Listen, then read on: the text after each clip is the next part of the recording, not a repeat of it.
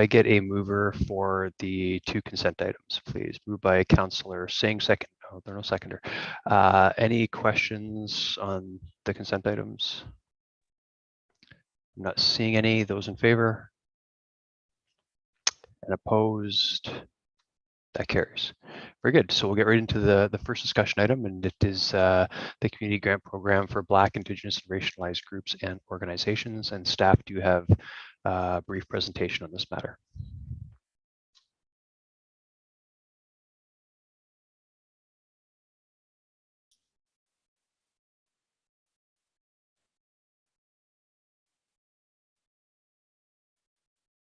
Mr. Chair, I think there's a number of people that are still being moved over from attendees to panelists.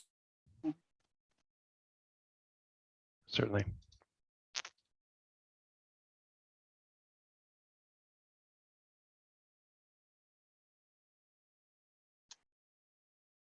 Thank you, Chair.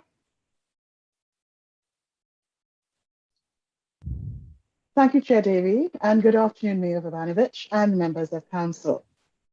This afternoon, the Office for Equity, Anti-Racism and Indigenous Initiatives would like to recommend that the proposed Racialized and Indigenous Support for Equity RISE grant program, as outlined in Appendix A of the report, be approved with an annual budget of $50,000 in the first instance and for the first 3 years.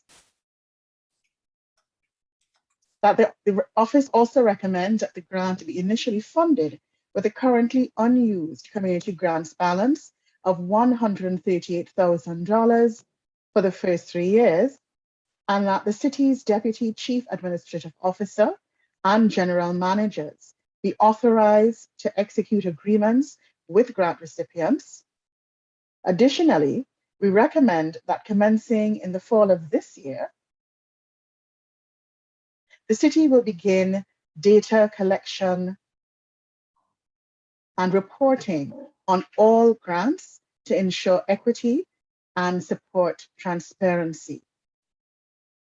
The RISE grant, Racialized and Indigenous Support for Equity, is one of the key action items identified as a priority through the work of the Mayor's Task Force on Equity. And in this slide, you can see all the other areas identified as priorities coming out of the task force's work. Next slide, please. Now, the process of developing this grant included drawing on the lived experiences and expertise of the diverse community members encapsulated in the task force, in addition to consultation with local organizations run for and by racialized community members. There was also targeted community engagement done with those organizations who would be eligible for applying for the grant, and the feedback was used to shape the final iteration of the grant. In terms of administration, my office will review and administer the grant and its uptake for the first 3 years, after which changes will be made based on what our data collection exercise reveals as a community need. The administration will also be supported by my office, staff members of my office, and the Equity and Anti-Racism Advisory Committee, which will be struck by the end of 2021, will serve as a selection committee for applicants for the RISE grant. I thank you for your time. Thank you kindly for your presentation, Ms. Charles Watson. Are there any questions? Councillor Chapman. Yeah, no, I think this is a great idea. I just have a quick question. What does $50,000 buy? The amount was determined based off of existing grants that are administered in the city right now. So it's really just a ballpark figure based on the needs of community groups. So that is one of the reasons that we will be engaging in that data collection exercise to give us a much clearer picture of the community need. So it may be, in fact, that it could exceed 50,000, it could be less, but we're working with 50,000 in the first 3 years to give us a very clear idea of the requirements, after which we will review the entire grant and administer it as as appropriately as possible. Great. And I got that sense from the report. I think it's time will tell, as you say, right? You're not saying that, but I'll put those words in your mouth. It's a process, and demand, we don't know the demand yet. So I think it's a great idea, and thank you for bringing this to us. Thank you, Mayor Rabinovich. Thanks very much, and thanks to you, Ms. Charles Watson, as well as Ms. Moore Silk and others, and the committee members who I know put a lot of thought into the recommendations that are in front of us. I guess the only question I have is, if after year one we see that there is, much more demand and uptake than perhaps we thought, while we have funding forecasted for the next 3 years, is there a scenario where a year out with that lived experience, council could potentially look to add some additional dollars as a possibility? That is a possibility, but I would prefer if the deputy CAO would join the conversation and offer some additional insight. So I'll defer to Michael on this one. Actually, through you, Chair Davey, Michael's just having a difficulty getting audio connection right now. So can we maybe pause that question and re-ask it when he's able to get online? He's here listening. He just is unable to speak. Yes, sorry. Oh, there he is. There he is. Thank you, Victoria. I wasn't a panelist, You're welcome. and so I was looking for my button. I think the question was, would we be able to increase the amount of funding prior to the 3 years? It's certainly always council's prerogative through the annual budget process. I think 3 years is a good time to, as has been already stated, gather that data so that we make database decisions. But yes, you could always do that in a future budget year. Okay, great. That was really my only concern. So at the appropriate time, I'd be prepared to move this, Mr. Chair. Thank you. And I don't believe I have the ability to lower hands. So if you could just remember to lower your hand yourselves, I'd appreciate it. Councillor Marsh. Yeah, I just want to make my quick comment that I'm very much in support of this, and I'm pleased to see it come before us today, and I look forward to seeing what projects come out of it. Thank you. Thank you. And Councillor Singh. Yeah, thank you, Chair Davey. Quickly, first of all, I like the approach, the cautious approach that Mr. May and Ms. Char Watson are presenting, just to have that data collection. And rather than trying to, throw the money at this, we want to make sure that we approach in a very collaborative way. So in my mind, it's not necessarily the funding, because we see small grants given through our tier 1 grant process, or tier 2, sorry, that do achieve quite significant, I guess, animation, because they go out and gather the community together and other sponsors. And I would love to see this a continuation of that same process. What type of support will our staff be able to provide? Because at the end of the day, I don't necessarily see just the money, but the more organized support, at least on the early stages. Who would like to answer that? I'll take that one. Ms. Charles So, Watson? right, through my office, the staff will support the groups eligible for application by helping them to actually write their application and propose, solid grants that will be more likely to be funded. So that's really where our support will come in.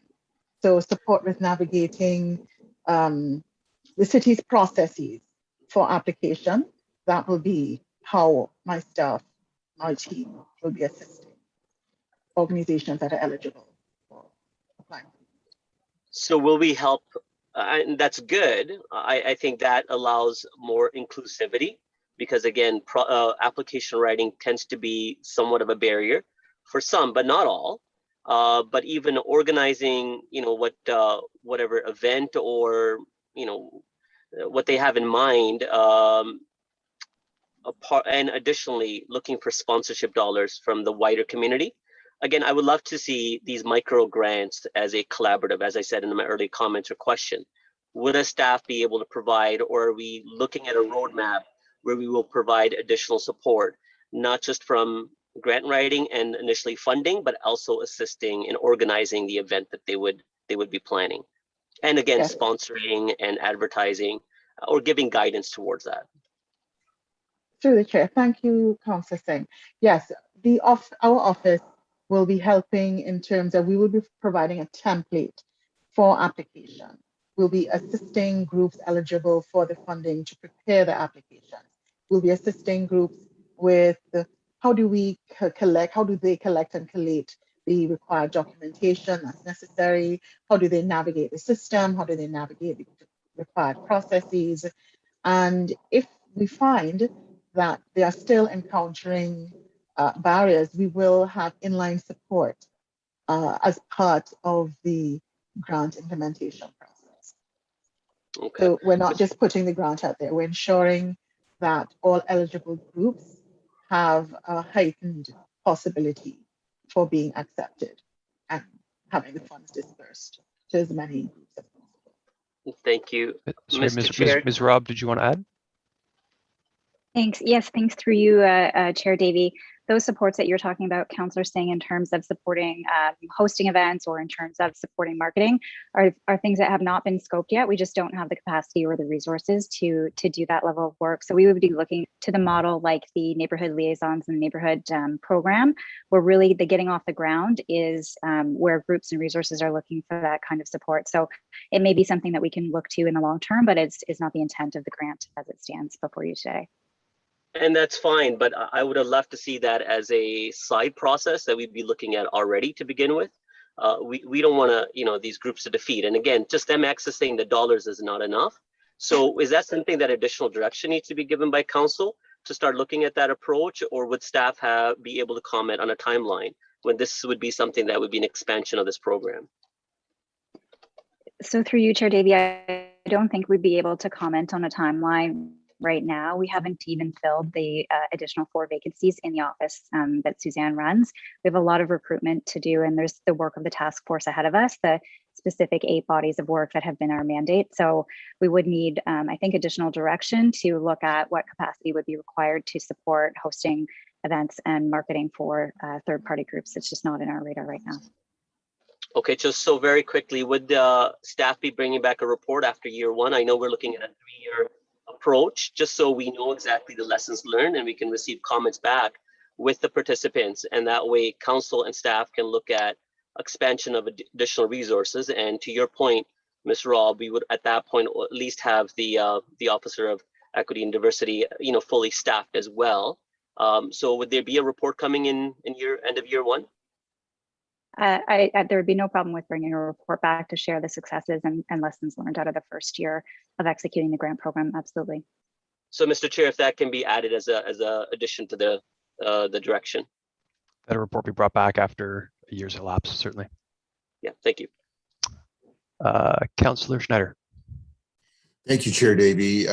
Thank you, Ms. Charles Watson, for this. Just want to comment, I really feel the funding model is great, that the criteria is broadly defined, so the communities can identify what it is that they need for their own well-being rather than being forced into narrow categories created by the city. I think that is definitely the way to go. They can direct us where the money and the programs are needed. I'm excited about the 3-year review. Sort of piggybacking a little bit on what Councillor Singh said, I would love to hear some early reports of the benefits and the positive impact that this funding is making. I think that's really exciting for us to hear as we move on in this direction. So thank you. Thank you, Councillor Schneider. Councillor Johnson. Sorry, just kind of snuck in there. Thank you, Chair Davey. And I just wanted to comment as well and say I am so excited about this. I think this is an incredible initiative.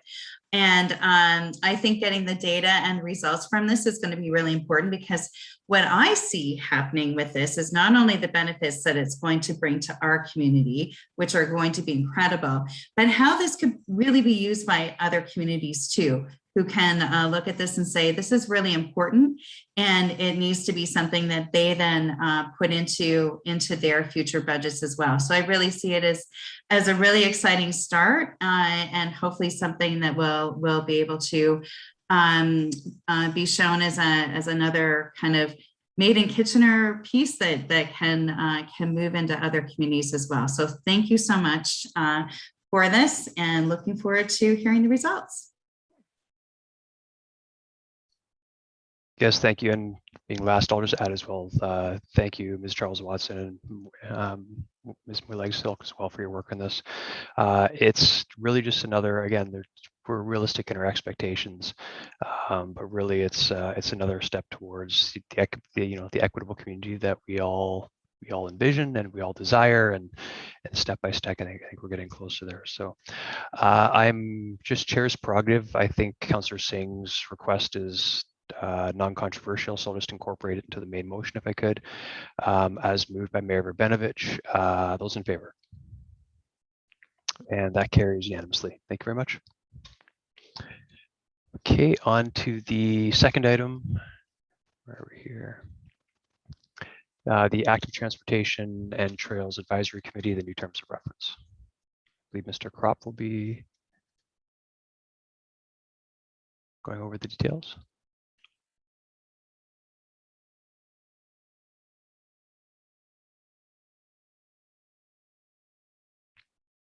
Oh, actually, my mistake. There is no presentation for this item. So if you had any questions on this, please raise your hands. Councillor Marsh.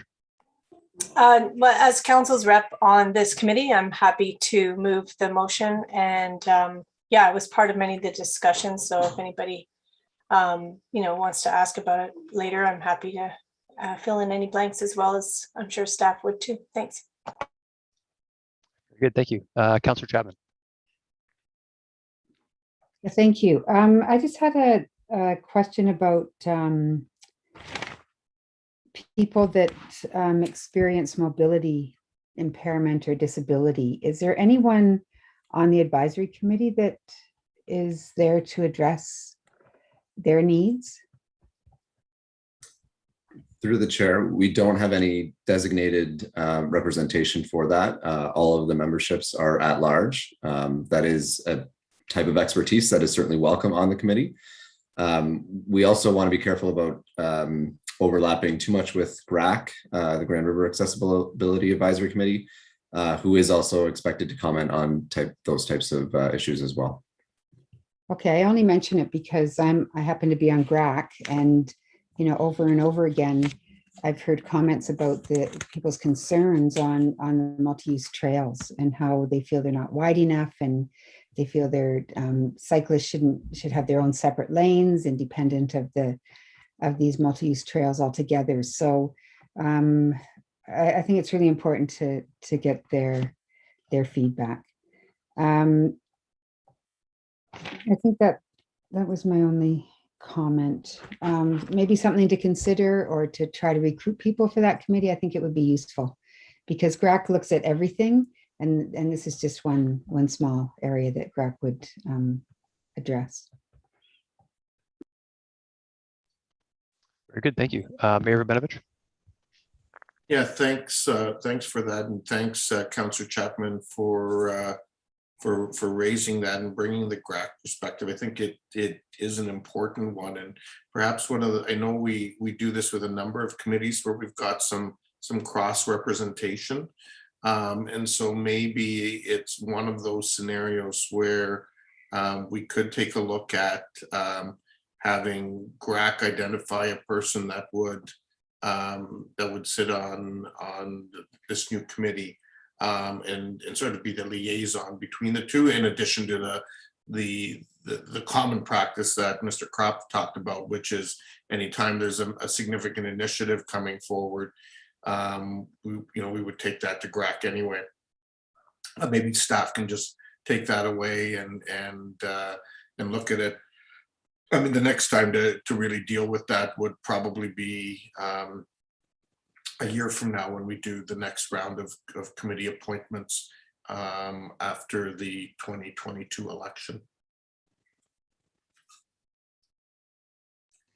Through you, Mr. Chair, I just wanted to let you know there is a delegate here for this item. Oh, I was not aware of that. Whenever they're ready. Thank you.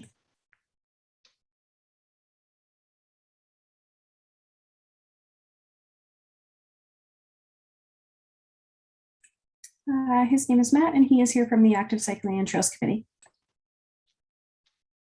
Oh, I know Matt. Hi, Matt. Good afternoon, everyone. Nice Go ahead, to you're see ready. you all. Yeah, thank you so much, Chair Davey, and to staff for bringing this forward. I just wanted to perhaps add, this has been a sort of a longer standing process that started back in 2019 before the pandemic, and it's sort of evolved through two committees. And so, two committees' perspectives have weighed into this decision. And mostly just wanted to thank staff, both Darren and Aaron, for the report and for their work in getting us to this point. There was a lot of thought and workshopping different ideas that was considered by the cycling committee. I'd also add, I think that this is a really exciting time. I think it reflects sort of a natural evolution, perhaps, back in when Bike Fest was sort of the premier cycling event in town, and cycling was the focus. And I think this really represents and reflects some of the strategic plan items around shifting towards active transportation and seeing it as part of our transportation system. So I think this is a really great change, and I think this will really help improve people's interest in it, broaden it beyond cycling and those who are interested in broader, active modes, and thinking about how they all work together. And to Councillor Chapman's point about how different users interact with different spaces, and thinking about those together. So I just wanted to express the support for this report and the name change, and that staff have worked quite closely and diligently with the committee, despite the pandemic disruption, to get us to this point. So I think that's all I had, Chair Davey. Thanks, Matt. I don't see any other questions. I do have just one for you, just from someone that's not as close to this this stuff as he wishes. I've sort of always seen, maybe it's a misperception, but a bit of angst between sort of the purists of human-powered active transportation versus the also, hugely environmentally benefiting, battery-powered electrification of commuting and transportation. Do you see that as a challenge for the new terms in this committee, or do you think that it's more open-minded than I might believe? If I can just clarify, you're seeking or wondering if there's like sort of a space for the more battery-powered or the electric modes within this broader level? Within the new terms, exactly, yeah. I think at a high level, yes. I mean, I think, one of the things we'll be looking at both at a city level and a region level is, battery-powered scooters, battery-powered bikes, and sort of the smaller micro level battery powered. And I definitely think that's within the purview of this new terms, and thinking more broadly about what scooters mean on, within the public realm, and, maybe lessons learned and how that fits into the system. I would perhaps say that cars maybe less so, in terms of how that fits in. I think in the staff report, it does mention at one point there was sort of the idea of a complete streets committee, but we also saw that focusing really heavily on the infrastructure side of things, and not encompassing the education and the other sort of promotional opportunities that a committee can help support staff with. So I'd say perhaps less on the personal motor vehicle electrification, and perhaps even less so on the electric buses, given its mandate under GRT. But I think if something does come forward to that effect, and how it plays in with our active transportation network, staff might think otherwise, but I would hope that there's an opportunity to talk about it together. Yeah, no, that helps. I did actually, maybe I wasn't clear, but I did exclusively mean the smaller type of electric vehicle that you see in a trail, not larger vehicles. But no, thank you very much for that. Thanks for taking the time today. Oh, sorry, Councillor Chapman has a question. Yeah, I just like to ask a question too. So in the report, it refers to such things as action items, right? Engaging the community in promoting a positive culture, engaging recreational walking and cycling. Are these actually things that the committee will do? Are they directions they would give to staff? Like, is it staff doing the doing, or is it the committee members? Darren, maybe. Yeah, I'm not sure if that's a question for Matt or Darren. And maybe Darren, you we'll wanna- have different answers depending on which one you ask. I would see it really as a partnership. We want to be working together with committee members to do that engagement. The best type of engagement happens when it is partnerships with community members and not entirely staff-led. So we really take the lead from the advisory committee members of what types of engagement they want to do. And then we can provide a lot of that administrative support. But when it gets to, getting out in the community, it's always better when we have staff and volunteers working together. Okay, thank you. Very good. I'm not seeing any other questions, any comments from committee. Not seeing any there. It's been moved by Councillor Marsh. Those in favor?